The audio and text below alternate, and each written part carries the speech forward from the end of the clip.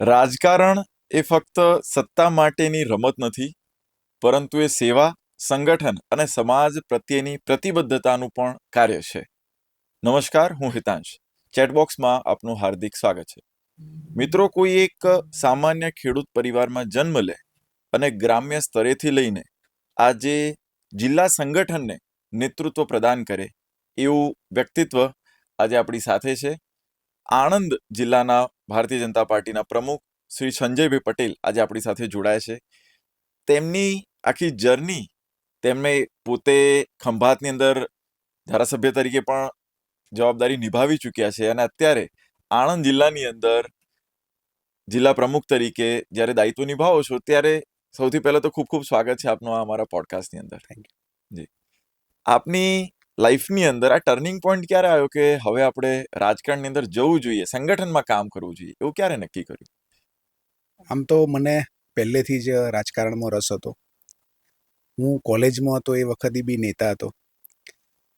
College પૂરી, મારી MSc પૂરું થયા પછી ભારતીય જનતા પાર્ટીના કાર્યકર્તા તરીકે કામ કરતો હતો અને 1996ની અંદર 96માં પહેલી વખત હું યુવા મોરચાના ઉપપ્રમુખ તરીકે મારી ભારતીય જનતા પાર્ટીમાં શરૂઆત કારકિર્દીની થઈ હતી. 1998માં ભારતીય જનતા પાર્ટીના યુવા મોરચાના ખંભાતના તાલુકાના પ્રમુખ તરીકે, તે પછી 2001થી 6 વર્ષ સુધી હું 2 ટર્મ ખંભાત તાલુકા ભારતીય જનતા પાર્ટીના મંડળના પ્રમુખ તરીકે, એ પછી 9થી 12 જિલ્લાના હોદ્દેદાર તરીકે મેં કામ કર્યું હતું. એ સમયગાળા દરમિયાન 2001માં ગ્રામ પંચાયતની સરપંચની ચૂંટણી લડ્યો અને જીત્યો, અને 2 ટર્મ એટલે 10 વર્ષ હું મારું ગામ રાલજ ખંભાત તાલુકાનું, કે જેમાં 6000 મતદારો છે, એનો હું સરપંચ રહ્યો છું. અને સરપંચ તરીકેની મારી કારકિર્દીમાં સર્વશ્રેષ્ઠ ગ્રામ પંચાયતના મારા ઘણા બધા એવોર્ડ મને મળ્યા હતા. એટલે સહજ રીતે સંગઠન અને સરકાર બંને કામ કર્યું અને 2012માં ધારાસભ્યશ્રી તરીકે મને ભારતીય જનતા પાર્ટીએ ઉમેદવાર બનાવ્યો અને હું 16,000 કરતાં પણ વધારે ખંભાત વિધાનસભામાં જીત્યો હતો. 12થી 17 ધારાસભ્ય રહ્યો. એ પછી સહકારી ક્ષેત્રમાં APMCમાં પણ હું ચેરમેન રહ્યો 18થી 23 સુધી. સરકાર તરફથી મને સિન્ડિકેટ સભ્ય તરીકે નોમિનેટ કર્યો હતો સરદાર પટેલ યુનિવર્સિટીમાં. હું 2 ટર્મ સરદાર પટેલ યુનિવર્સિટીમાં સિન્ડિકેટ મેમ્બર પણ રહ્યો છું. સંગઠનમાં પણ મહીસાગર જિલ્લાના પ્રભારી તરીકે, અને ત્યારબાદ આણંદ, અમદાવાદ જેવા મોટા શહેરમાં કર્ણાવતી મહાનગરનો પણ પ્રભારી રહી અને હાલ આણંદ જિલ્લા ભારતીય જનતા પાર્ટીનો પ્રમુખ છું. જી, આમ તો સરકારમાં હોય કે સંગઠનમાં હોય, અલગ અલગ જવાબદારી, ગ્રામ્ય સ્તરેથી લઈને જિલ્લા પ્રમુખ સુધીની એક આખી આ જવાબદારીની આખી યાત્રા રહી છે. કઈ જવાબદારી, આમ તો કોઈ જવાબદારી મળ્યા એનો આનંદ તો હોય, પરંતુ એની સાથે સાથે એક દાયિત્વબોધ, એક ખભા ઉપર થોડુંક વજન પણ આવતું હોય, તો એમાં કયા દાયિત્વને તમે સૌથી વધુ મહત્વપૂર્ણ માનો છો? મને સૌથી વધુ કોઈ ગમતું હોય તો એ સંગઠન ગમે છે. કારણ કે સંગઠન, ભારતીય જનતા પાર્ટી એક વિચારધારા સાથે ચાલનારી પાર્ટી છે અને એ વિચારધારા મને ગમે છે. એ વિચારધારામાં કામ કરતાં કરતાં પાર્ટીએ મને સંગઠન અને સરકારમાં પણ મને અનુભવ મળ્યો છે. એક અગત્યનું ખૂબ એ છે કે સત્તામાં પણ જ્યારે આપણે હોઈએ એ વખતે આપણા થકી શ્રેષ્ઠ કામ કેવી રીતે કરી શકાય, અને જે છેવાડાનો માણસ છે એને આપણા થકી સેવા કેવી રીતે કરી શકાય. એટલે સેવાનું માધ્યમ સત્તા બનાવીએ તો એમાં પણ આનંદ છે. જે જગ્યાએ તમે કામ કરો એ જગ્યાએ સર્વશ્રેષ્ઠ કામગીરી કરો એ મહત્વનું છે. દિલ લગાવીને કામ કરો, બધું સર્વશ્રેષ્ઠ જ હોય છે. આપ ખેડૂત પરિવારમાંથી આવો છો. આપના પરિવારની અંદર પણ, બેકગ્રાઉન્ડમાં પણ કોઈ રાજકારણ સાથે જોડાયેલું હોય, સંલગ્ન હોય એવું ખરી? મારા પિતાજી શિક્ષક હતા, પ્રાથમિક શાળામાં આચાર્ય પણ હતા. એ સિવાય કોઈ મારા પરિવારમાં રાજકારણમાં હતું નહીં. પરંતુ મારો સંપર્ક ખંભાતના 3 ટર્મ રહેલા પૂર્વ ધારાસભ્ય શ્રી શિરીષભાઈ શુક્લા સાથે હતો, અને એમના સાથે રહેવાને કારણે હું રાજકારણમાં આવ્યો હતો. મારા રાજકીય ગુરુ પણ હતા, એમના પાસેથી હું ઘણું બધું શીખ્યો છું. તો આ ઘણું બધું શીખ્યા, એની અંદર કઈ કઈ બાબતો તમે મહત્વપૂર્ણ માનો છો? રાજકારણની જે આંટીઘૂંટી કહેવાય અથવા સંગઠન શાસ્ત્ર કહેવાય. સંગઠન હોય કે સરકાર હોય, કોઈ પણ વ્યક્તિએ કશુંક લેવા માટે જો તમે કરશો તો એ નહીં મળે તે વખતે દુઃખ થશે. પણ તમે કર્મ કરો અને વચ્ચે કંઈક ને કંઈક મળતું જાય તો એનો આનંદ જુદા પ્રકારનો હોય છે. મારું હંમેશા એ લક્ષ્ય રહ્યું છે કે હું જે પણ કામ કરું એ સર્વશ્રેષ્ઠ કરવા માટેનો પૂરો પ્રયત્ન કરું અને એનું પરિણામ મળે છે ત્યારે એનો મને ખૂબ આનંદ થાય છે. શિરીષભાઈ જ્યારે ધારાસભ્ય હતા એ વખતે નાનામાં નાની માણસને કેવી રીતે એનું મદદ કરી શકાય એ એમનો ભાવ હંમેશા રહ્યો હતો. બીજું કે પાર્ટી પહેલાં ભારતીય જનતા પાર્ટીને આપણા થકી વધારેમાં વધારે ફાયદો કેવી રીતે કરાવી શકાય, એટલે જ્યારે આપણે કોઈ પણ કામ કરતા હોય, સંગઠનનું કામ કરતા હોય તો આપણા લક્ષ્યની અંદર ભારતીય જનતા પાર્ટી દેખાય. અને ભારતીય જનતા પાર્ટી એક વિચારધારા સાથે કે વ્યક્તિ સે બડા દલ, દલ સે બડા દેશ, એટલે રાષ્ટ્રહિત પણ એમાં છે. તો એના કારણે આજે ઘણું બધું શિરીષભાઈના કારણે રાજકારણની અંદર શીખવા મળ્યું છે. જેમ તમે વાત કરી, વ્યક્તિ સે બડા દલ, દલ સે બડા દેશ, કામ કરતા કરતા દેશ માટેનું કામ કરવું, પરંતુ સામાન્ય જનમાનસ છે એની અંદર રાજકારણ એટલે એને પ્રત્યેનો જોવાનો એનો અભિગમ છે ને ઘણી વખત નકારાત્મક રહેતો હોય છે. કશુંક મેળવી લેવું છે, કશુંક લઈ લેવું છે, એવો અમુક વખતે ભાવ એના મનની અંદર હોય છે. આપને શું લાગે, શું ખરેખર એવું હોય છે? આમાં કેવું છે કે રાજકારણને પહેલા લોકો જુદી રીતે જોતા હતા. નરેન્દ્રભાઈ મોદી સાહેબ જ્યારથી રાજકારણમાં સક્રિય છે ત્યારથી એમણે આ રાજકારણની દિશા દશા બધું જ બદલ્યું છે. અને પહેલાં જ્ઞાતિ, જાતિ, ધર્મના આધારનું જે રાજનીતિ હતી એના બદલે વિકાસની રાજનીતિ કરી. અને જનસંઘ વખતથી જે ભારતીય જનતા પાર્ટીનું એક લક્ષ્ય હતું કે સત્તાના માધ્યમથી દરિદ્ર નારાયણની સેવા કેવી રીતે કરી શકાય, એ એક લક્ષ્ય સાથે મોદી સાહેબ જે ચાલે છે એના કારણે આજે તમે જોશો તો સામાન્ય પરિવારનો વ્યક્તિ પણ એ આયુષ્યમાન કાર્ડની યોજના હોય જેના કારણે એને 10 લાખ રૂપિયા સુધીની દવા એની મફત થઈ જાય, દીકરીનું શિક્ષણ મફત થઈ જાય, એ સિવાય વિધવા હોય તો એને પેન્શન મળી જાય, રોડ, રસ્તા, ગટર, પાણી, 24 કલાકની લાઇટ, જનધન યોજનાને કારણે ડાયરેક્ટ બેનિફિટ એના એકાઉન્ટમાં જમા થઈ જાય. આ બધું જ એક રાજકારણની અંદર પહેલાં જે વિષય હતો એના બદલે અત્યારે જુદા પ્રકારનો વિષય થયો છે કે ભાઈ આ જે કામ કરે છે એની સાથે તમે રહો. અને એના કારણે આજે તમે જોઈ શકો છો કે કોઈ પણ પાર્ટી હોય એ એક ચૂંટણી જીતવી સહેલી છે, પણ એકનો એક વ્યક્તિ જ્યારે વારંવાર જીતે છે એનો મતલબ જ એ છે કે લોકોનો વિશ્વાસ જે તે પાર્ટી ઉપર, જે તે વ્યક્તિ ઉપર હોય છે. એના કારણે થયું છે શું કે ગુજરાતની જ વાત કરીએ તો ગુજરાતની અંદર ભારતીય જનતા પાર્ટી 1990માં પહેલાં જનતા દળ સાથે સત્તા ઉપર આવી, 1995થી ફૂલ ફ્લેજ મેજોરિટીમાં સત્તા ઉપર આવી. એટલે 1995થી 95, 98, 2002, 2007, 2012, 2017 ને 2022 એમ સતત જ ભારતીય જનતા પાર્ટી ચૂંટણી જીતી છે. મોદી સાહેબ દેશના વડાપ્રધાન બન્યા પછી પણ 2014, 2019 અને 2024 એમ લોકોએ સ્વીકાર્યું છે. હવે આમાં કેવું, રાજકારણની અંદર બે ભાગ રહેવાના જ છે અને હોવા પણ જોઈએ, પરંતુ મેજોરિટી લોકોને એવું લાગે છે કે ભાઈ ભારતીય જનતા પાર્ટીની રાજનીતિ છે એ લોકો માટે ની ખૂબ સરસ કામ થયા છે અને એના લીધે ચૂંટણીની અંદર પરિણામ પણ મળે છે. એટલે એને એવું તો છે ને કે એક વખત નિમણૂક થયા પછી વર્ષો સુધી એની પાસે જવાનું ના, દર વર્ષે કોઈ તાલુકા પંચાયતનું ઇલેક્શન આવ્યું, નગરપાલિકાનું આવ્યું, એ પછી આવ્યું વિધાનસભાનું આવ્યું, એ પછી લોકસભાનું આવે, તો 5 વર્ષની અંદર 3-4 ચૂંટણી આવતી હોય છે. તો આ 3-4 ચૂંટણી આવે તો તમે 1990થી ગણો તો 2026 સુધી, તો 26 અને 10, 36 વર્ષ. હવે એમાં એક વર્ષ, 5 વર્ષના ટર્મમાં 4 ચૂંટણી તમે ગણો તો કેટલી બધી ચૂંટણીઓ થઈ અને દરેક વખતે ભારતીય જનતા પાર્ટીને પરિણામ મળ્યું છે. એનો મતલબ એ છે કે લોકો ભારતીય જનતા પાર્ટીને સ્વીકારે છે, લોકોને ભારતીય જનતા પાર્ટી ઉપર વિશ્વાસ ને ભરોસો છે. અને ઉમેદવાર તો બદલાય છે, એવું તો છે નહીં કે એક જ ઉમેદવાર હોય છે, ઉમેદવાર બદલાય છે, પણ ભારતીય જનતા પાર્ટીની જે નીતિ છે, રીતિ છે, વિકાસની જે રાજનીતિ છે એને લોકોએ સ્વીકારી છે, વિશ્વાસ કર્યો છે, એના કારણે પરિણામ મળે છે. લોકો ઘણી વખત એવું કહેતા હોય છે કે કમળની ઉપર તમે કોઈને પણ ઉભો રાખી દો ને તે તો જીતી જ જાય.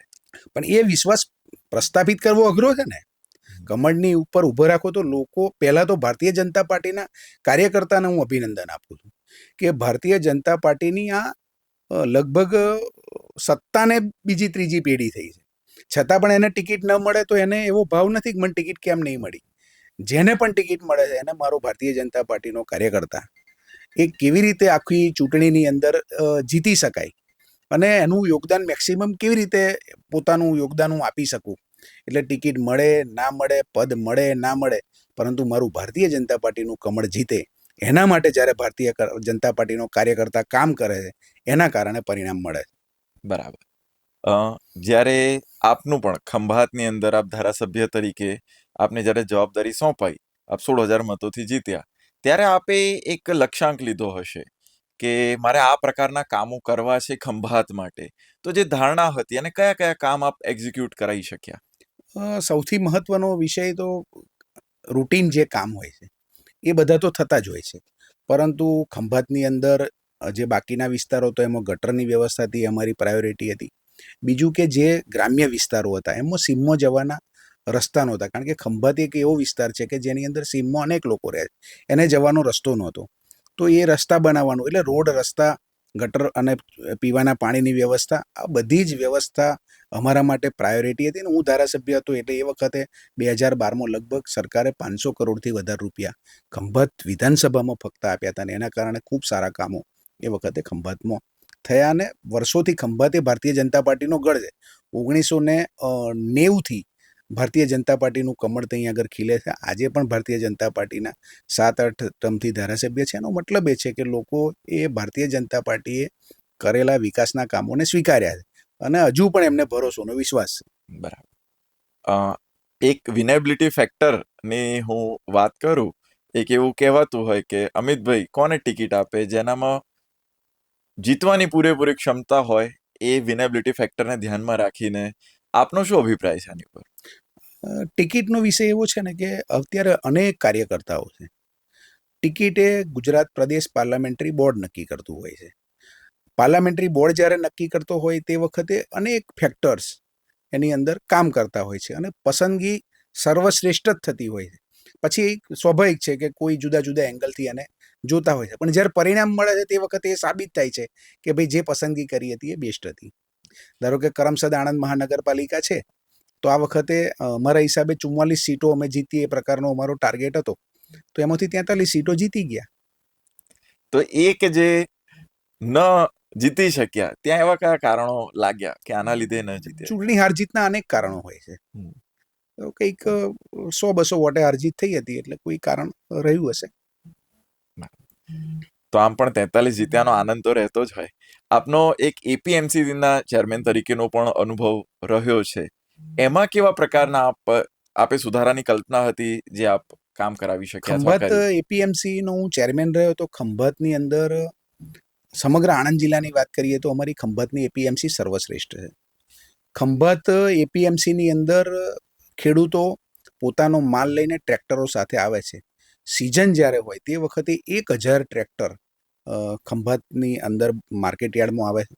400 જેટલા ટ્રેક્ટરની હરાજી કરીને પારદર્શક રીતે હરાજી થાય, એ વેપારી એનો માલ લે, એનું વજન બરોબર થાય, એને પૂરતા ભાવ મળે અને એ ભાવ મળ્યા પછી એને પૂરું પેમેન્ટ એ જ દિવસે મળી જાય, એ પ્રકારની વ્યવસ્થા ખંભાતમાં છે.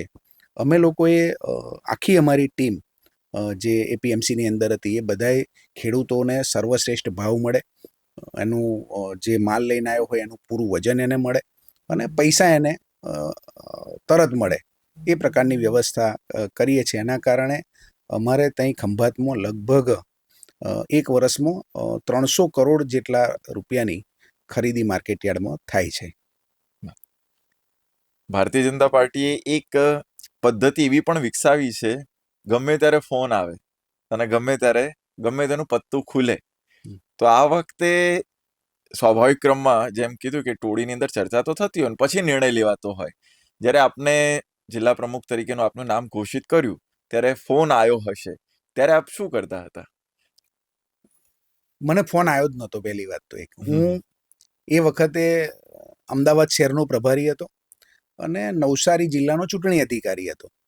એટલે નવસારીના જે પ્રમુખ નક્કી કરવાના હતા એ નવસારીના પ્રમુખ નક્કી કરવા માટે પ્રમુખનો મેન્ડેટ લઈને હું નવસારી જતો તો સુરતની આગળ પહોંચ્યો. મને ફોન આવ્યો કે સંજયભાઈ કઈ છો એમ. તો મેં કહ્યું હું તો 10 મિનિટમાં નવસારી જિલ્લા કાર્યાલય પહોંચી જઈશ એમ. તો કે આપે મેન્ડેટ આપીને પાછું જવાનું છે એમ. એટલે જે દિવસે બનવાનો હતો એ વખતે તો હું નવસારી હતો. હા હા, એટલે ફોન આવ્યો તો ત્યારે, અને જ્યારે ખબર પડી કે ભાઈ પાછું જવાનું હતું, ત્યારે શું જવાબદારી કહી દીધી હતી કે પછીથી ઘોષણા કરી હતી? ના, પણ એવું લાગતું હતું કે હવે મને પાછું જવાનું કહ્યું છે એટલે કંઈક તો હશે એમ. બરાબર. જ્યારે જિલ્લા પ્રમુખ તરીકેનું હવે આ નવી જવાબદારી તો મળી છે, એની અંદર આપની પ્રાથમિકતા શું છે? કયા પ્રકારનું લક્ષ્ય લઈને ચાલી રહ્યા છો? એક જ લક્ષ્ય છે, મારો કાર્યકર્તા જે આશા અપેક્ષા અરમાનો સાથે ભારતીય જનતા પાર્ટીમાં છે એ મારા કાર્યકર્તાને સહેજ પણ તકલીફ ન પડે એ જોવાની જવાબદારી મારી છે. આમ આણંદ ચરોતર પ્રદેશ એ કોંગ્રેસનો ગઢ ગણાતો. ઘણા સ્થાનો ઉપર એવું પણ રહેતું, ઘણી સીટ પણ એવી રહેતી કે જ્યાં કોંગ્રેસ એ વિજયી થતું.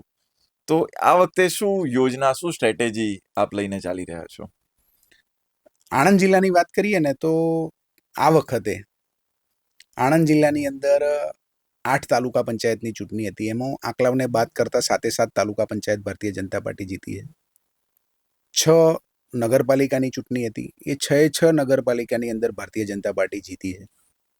જિલ્લા પંચાયતની 40 સીટો હતી, એમાંથી 33 સીટો જીત્યા છે.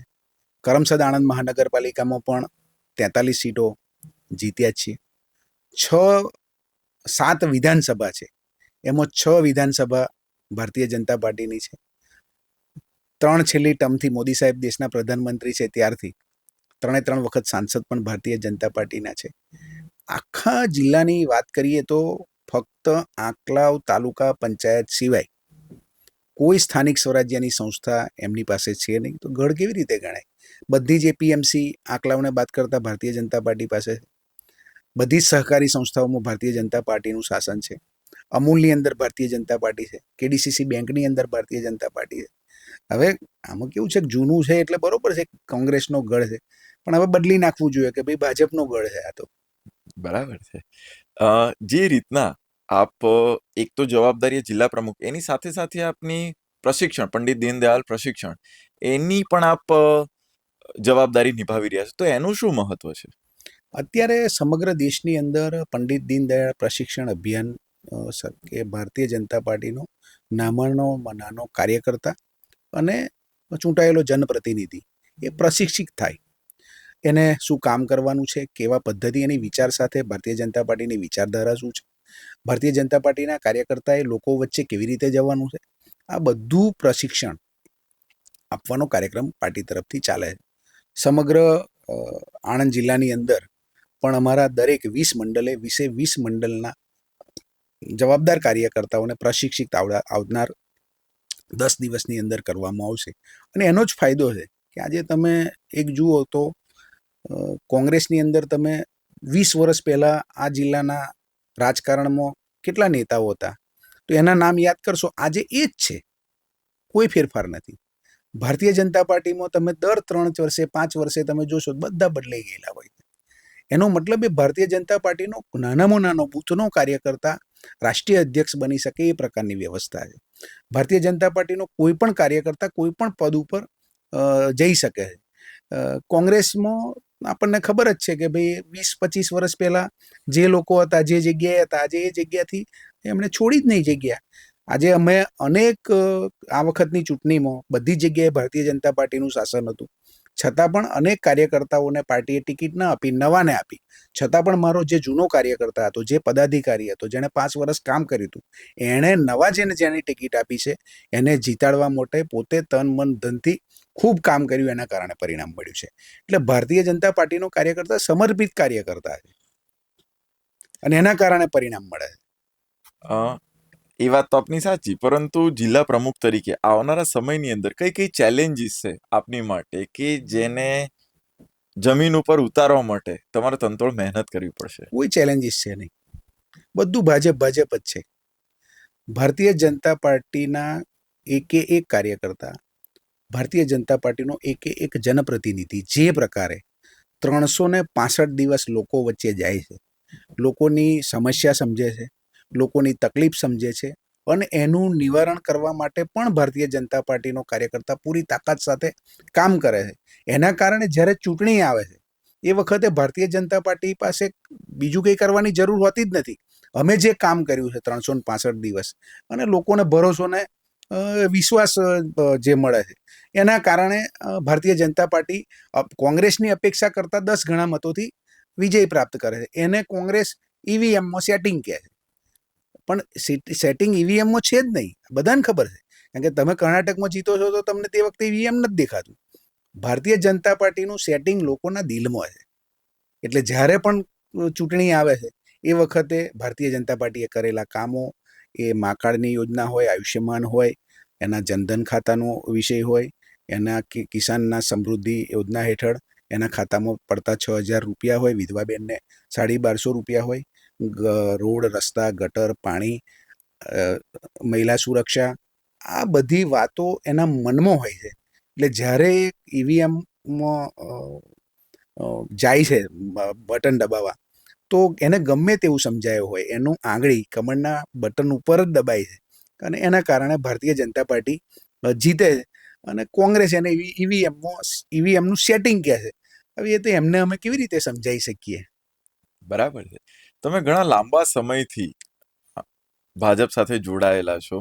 ભાજપ સંગઠનના એવા કયા કયા મૂલ્યો છે કે જે તમને વધુ આકર્ષિત કરે છે? ભાજપ એ પરિવાર છે અને પરિવારની જે ભાવના છે ને એ જ બધાને ભાજપ સાથે જોડી રાખે છે. એક તરફ એમએલએ તરીકેનું કાર્ય રહ્યું અને હવે જિલ્લા પ્રમુખ તરીકેનું કાર્ય રહ્યું.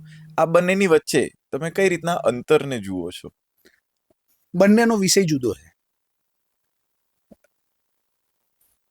એમએલએ રહ્યો એ પહેલા પણ મેં સંગઠનમાં કામ કર્યું હતું, વચ્ચે અમે સરપંચ પણ રહ્યો હતો. એ લોકોના સરકારના જે કામો છે એ લોકો સુધી પહોંચાડવાનું કામ એ સત્તાનું છે અને વિચારધારા એ પહોંચાડવાનું કામ સંગઠનનું છે.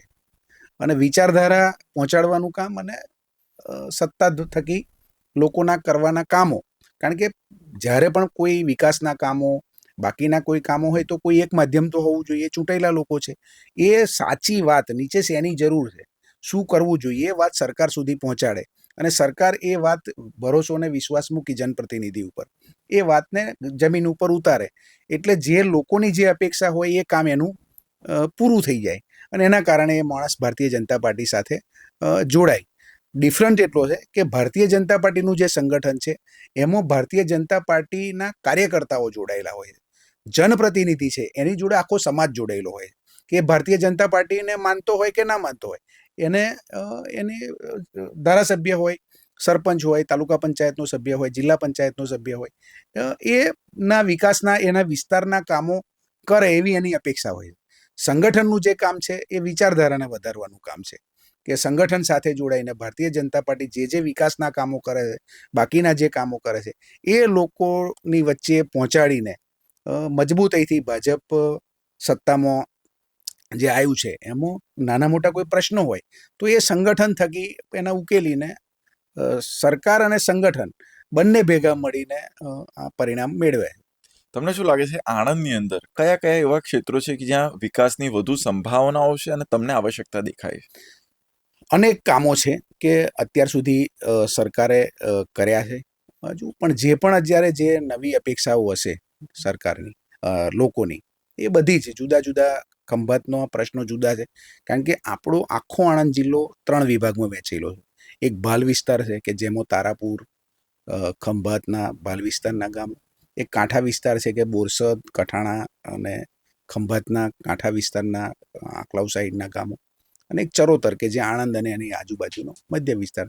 દરેકની પરિસ્થિતિ જુદી જુદી છે, દરેકની જરૂરિયાત જુદી જુદી છે, પરંતુ અમારા જનપ્રતિનિધિઓ, અમારી સરકાર કે જે જગ્યાએ જેની વધારે જરૂર હોય છે એ પ્રમાણે કામ કરે છે, એના કારણે પરિણામ મળે છે. અને આવનાર દિવસોની અંદર પણ આ જ પ્રકારે જે વિસ્તારની, ધારો કે કોઈ જગ્યાએ પાણીની જરૂર છે તો પાણીની વ્યવસ્થા, કોઈ જગ્યાએ રોડ, રસ્તા, ગટર, પાણીની, કોઈ જગ્યાએ રોજગારીની વ્યવસ્થા, તો સરકારે આજે પણ તમે અનેક ઉદ્યોગ ધંધા વધી રહ્યા છે જેના કારણે લોકોને ફાયદો થયો છે.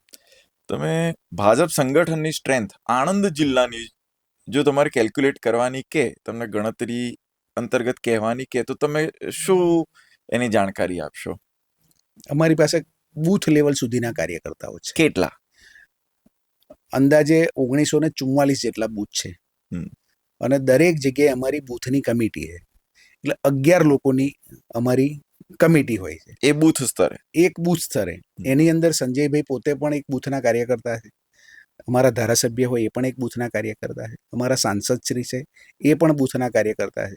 આમ આ 2000 જેટલા બૂથોમાં 10-10 લોકો હોય એટલે અમારી સ્ટ્રેન્થ જે સંગઠનના હોદ્દાવાળી 20,000થી વધારની.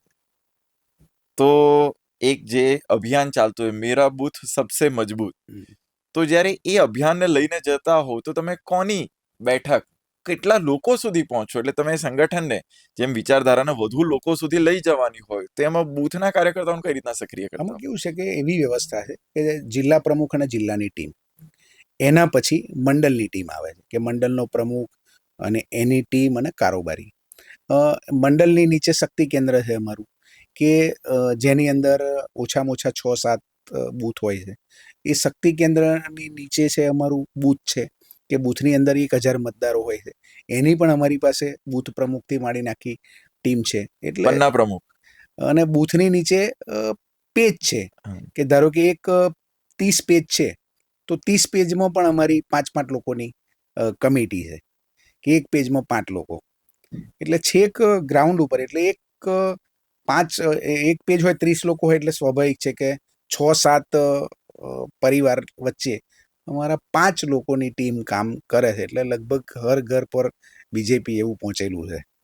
તો હજુ પણ આપને શું લાગે છે વિદ્યાનગર, જે આણંદનો એક વિદ્યાર્થીઓનું બહુ મોટું હબ કહેવાય, આખા ગુજરાતમાંથી અહીંયા વિદ્યાર્થીઓ આવતા હોય, બધા જ વિદ્યાર્થીઓ બીજેપી સાથે સંકળાયેલા હશે કે હજુ પણ તમને સ્કોપ દેખાય છે? અથવા યુવાઓ વચ્ચે ભાજપની વિચારધારાને લઈ જવી હોય તો એના માટેના કેવા પ્રયાસો હાથ ધરતા? યુવાનો માટેની હું તમને વાત કરું ને તો 1985માં છેલ્લી વખત કોંગ્રેસ જીતી હતી વિધાનસભામાં, કે જ્યારે પરિણામ આવ્યું કે કોંગ્રેસનો જડહળતો વિજય અને વિધાનસભામાં કોંગ્રેસ. એ 85 પછી આજે 2026 એટલે 26 અને 15 41 વર્ષ થયા એમની જીતને, અને 10-15 વર્ષે સમજ આવી હોય.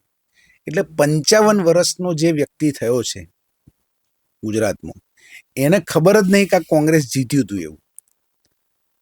અને મેં હમણાં પહેલા એક બીજો વિષય છે કે અત્યારે જે પ્રકારે આદરણીય પ્રધાનમંત્રી શ્રી નરેન્દ્રભાઈ મોદી સાહેબ, આદરણીય અમિતભાઈ શાહ સાહેબ, અમારા રાષ્ટ્રીય અધ્યક્ષ નીતિન નબીનજી, ગુજરાતના મુખ્યમંત્રી ભૂપેન્દ્રભાઈ, અમારા હર્ષભાઈ સંઘવી સાહેબ અને જગદીશભાઈ વિશ્વકર્મા સાહેબને આખી અમારી ટીમ જે પ્રકારે કામ કરે છે, એના કારણે આજે દરેક યુવાને તમે કોઈ બીને પૂછજો તો હું કોંગ્રેસનો છું ને એવું કહેવા હવે શરમ આવે એવી પરિસ્થિતિ છે. એને ભાજપ ગમતું હોય ના ગમતું હોય, પણ હું કોંગ્રેસી છું એ કહેવાનો વિષય હવે એનો મતલબ જ એ છે કે કોંગ્રેસ કરતાં ભાજપ લોકોને વધારે ગમે છે. અને એનું કારણ પણ છે. 1951માં જનસંઘની સ્થાપના થઈ એ વખતે 3 એજન્ડા હતા: સમાન સિવિલ કોડ, રામ મંદિર અને 370ની કલમ હટાવવી. હવે 1951માં આ 3 એજન્ડા સાથે જનસંઘની સ્થાપના થઈ. એ પછી 1977માં વિલીનીકરણ થયું ભારતીય જનતા પાર્ટીનું, પછી જનસંઘનું. 1980માં ફરી વખત ભારતીય જનતા પાર્ટીની સ્થાપના થઈ અને રાષ્ટ્રીય પાર્ટી હતી. 1984માં ફક્ત 2 સીટ આવી આખા દેશની અંદર. છતાં પણ કોઈ પણ નાની ચૂંટણી પણ કોઈ હારી જાય ને તો એનો એજન્ડા બદલાઈ જાય કે આવું ને આવી રીતે લડીએ. પણ 1951માં જે એજન્ડા સાથે ભારતીય જનતા પાર્ટીએ જનસંઘની સ્થાપના થઈ હતી, ભારતીય જનતા પાર્ટીનું મૂળ જે છે, તો આજ સુધી એ એજન્ડામાં કોઈ ફેર ના કર્યો. અને પ્રધાનમંત્રી શ્રી નરેન્દ્રભાઈ મોદી સાહેબ અને અમિતભાઈ શાહ સાહેબે આજે તમે આ લોકસભામાં 370ની કલમ પણ કાઢી, રામ મંદિર પણ બની ગયું અને સમાન સિવિલ કોડ પણ આવી ગયો. એમ આવી એક લક્ષ્ય સાથેની પાર્ટી બહુ અઘરી હોય છે જોવી. અને ભારતીય જનતા પાર્ટીએ સાબિત કર્યું છે કે પરિસ્થિતિ ગમે તે હોય, પણ જે લક્ષ્ય સાથે ભારતીય જનતા પાર્ટી ચાલી હતી, આજે 75 વર્ષ પછી પણ એ લક્ષ્યને વળગી રહેનારી આ પાર્ટી છે. એટલે સ્વાભાવિક છે, વિશ્વાસ કોની ઉપર હોય, ભરોસો કોની ઉપર હોય, જે ફરી જતો ના હોય. તો ભારતીય જનતા પાર્ટી તો આખી પાર્ટી છે. પાર્ટીમાં અનેક લોકો બદલાયા હશે, અધ્યક્ષ બદલાયા હશે, ટીમો બદલાઈ હશે, પરંતુ જે વિચારધારા સાથે પાર્ટીની સ્થાપના થઈ હતી, એ પાર્ટીની સ્થાપના 75 વર્ષ પછી પણ એ જ વિચારધારા રહી. એ યુવાનોમાં દ્રઢ કરી ગયેલી વાત છે. પાર્ટીએ કોઈ એવા નિર્ણય લીધા હોય જેનો આમ ક્યાંક દુઃખ થયું હોય એવું કોઈ ખરી? પાર્ટીમાં કેવું છે કે વ્યક્તિગત પ્રશ્નો હોય છે દુઃખના, કારણ કે ધારો કે સ્વાભાવિક છે, કોઈ કાર્યકર્તા તાકાતવાળો હોય, પણ બે તાકાતવાળા હોય એટલે એક કાર્યકર્તાને મન દુઃખ થાય. પણ એ કેવું ટેમ્પરરી હોય છે, સ્વાભાવિક માનવ સહજ સ્વભાવ છે. કોઈને ધારો કે એવું થયું કે મને ખાલી ટિકિટ ના મળી કે મને પદ ના મળ્યું, પણ ભારતીય જનતા પાર્ટીનો કાર્યકર્તા વિચારધારા સાથે જોડાયેલો છે, એટલે કલાક 2 કલાક એની ઉપર એને કંઈ વાંધો નહીં, જે થયું એ. અને જીતવાનું કારણ એ જ છે. જો એ મન મોટું કાર્યકર્તાએ ના રાખ્યું હોય તો પરિણામ ન મળે. ઉમેદવારો તો બદલાય છે અને છતાંય પરિણામ એવું મળે છે. એનું કારણ જ એ છે કે ભારતીય જનતા પાર્ટીના કાર્યકર્તાને કોઈ વખત નાનું મોટું દુઃખ થયું હોય, પણ એના લક્ષ્યમાં એ દુઃખ કરતાં પણ એને વધારે આનંદ એ પાર્ટીની વિચારધારા સાથે જે જોડેલો છે એના માટે છે એને. તો એના કારણે સતત જોડેલો રહે છે અને એના કારણે પરિણામ મળે છે. આમ વ્યક્તિગત જીવનની અંદર એક તો જાહેર જીવન આપ જીવો જ છો, પરંતુ વ્યક્તિગત જીવનમાં આપને કઈ બાબતનો રસ, રુચિ, શોખ? સંગઠનમાં મને કામ કરો, બીજું મને વાંચવાનો પુષ્કળ શોખ છે. હું ખૂબ વાંચું છું. અત્યારે કઈ પુસ્તક વાંચો છો? અનેક પુસ્તકો વાંચ્યા છે. હવે તો હું નરેન્દ્રભાઈ મોદી સાહેબના ઉપરના જેટલા પણ પુસ્તકો છે એ બધા જ મેં વાંચ્યા છે. એ પહેલાં હું પોતે જ્યારે નાનો હતો એ વખતે મારા ગામની એક લાઇબ્રેરી હતી, એ લાઇબ્રેરી પણ હું ચલાવતો હતો. એટલે લાઇબ્રેરી પણ ચલાવવાના કારણે અનેક પુસ્તક વાંચવાનું મળ્યું. અને સૌથી વધારે શોખ મને વાંચનનો જ છે. બીજું ક્રિકેટ રમવાનો પણ ખૂબ સારો શોખ હતો, પણ એ વખતે હું ગ્રામ્ય વિસ્તારમાં છીએ એટલે એટલું એ ન થયું, પણ વાંચવું એ પ્રાયોરિટી છે. તો વાંચનની સાથે સાથે વ્યવસાયમાં આમ શાનું કામકાજ? વ્યવસાયમાં મારો પોતાનો બિઝનેસ છે, પરિવાર બધા લોકો સંભાળે. તો વ્યવસાય માટે કેટલો સમય આપી શકો? અને અમે જોઈન્ટ પરિવારમાં રહીએ છીએ, એટલે મારા ભાઈઓ પણ છે, એટલે એ લોકો બધું અમે સાથે સંભાળીએ. બરાબર. આગળના સમયની અંદર આમ તો સ્વાભાવિક ક્રમમાં સંગઠનની અંદર કામ કરતા જાઓ, કઈ મળે ન મળે એની અપેક્ષા વગર કામ કરતા જાઓ, પણ આમ ક્યાં સુધી પહોંચવાની કલ્પના છે? પાર્ટી હું મારા મનમાં ફિક્સ છે, હું ભારતીય જનતા પાર્ટીનો કાર્યકર્તા છું. એ હંમેશા હું યાદ રાખું છું. આજે તમે મારા કાર્યાલયમાં આવશો ને તો સંજય પટેલ નીચે લખ્યું છે કે કાર્યકર્તા ભારતીય જનતા પાર્ટી, અને હાલની મારી જવાબદારી જિલ્લા પ્રમુખની છે. એટલે મારું જે પરમેનન્ટ જે છે એ હું ભારતીય જનતા પાર્ટીનો કાર્યકર્તા છું. પદ બદલાતા જાય છે. પાર્ટીને લાગે કે આ કામ આપવું જોઈએ, પાર્ટી જે કામ આપે એને રસથી આપણે કરીએ. ખૂબ ખૂબ ધન્યવાદ સંજયભાઈ, આજે આપે સમય કાઢીને તો આવ્યા. એટ ધ સેમ ટાઈમ ઘણી બધી વાતો આપના જીવનની, સંગઠનની વાતો મારી સાથે શેર કરી, એ બધો ખૂબ ખૂબ આભાર. થેન્ક યુ, ધન્યવાદ.